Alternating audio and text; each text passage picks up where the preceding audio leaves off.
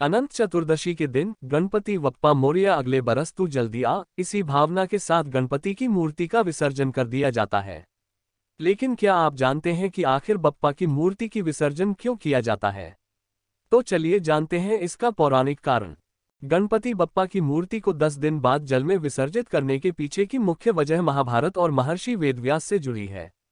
दरअसल महाभारत के रचयिता महर्षि वेदव्यास ने भगवान गणेश से इसे लिपिबद्ध करने की प्रार्थना की थी। भगवान गणेश ने उनकी इस प्रार्थना को स्वीकार किया था और महाभारत लेखन का कार्य गणेश चतुर्थी के दिन से ही शुरू किया गया था।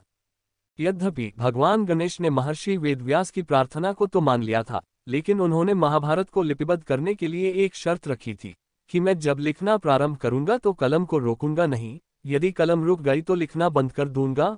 और फिर दिन रात लेखन कार्य प्रारंभ हुआ और इस कारण गणेश जी को थकान तो होनी ही थी, लेकिन उन्हें पानी पीना भी वर्जित था।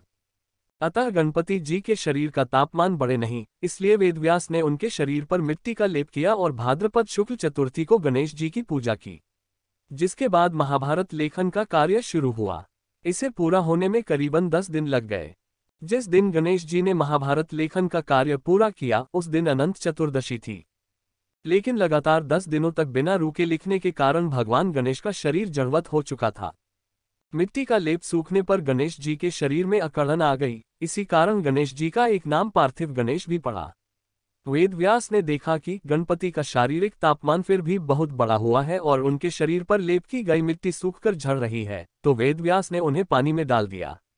इन 10 दिनों में वेदव्यास ने गणेश जी को खाने के लिए विभिन्न पदार्थ दिए।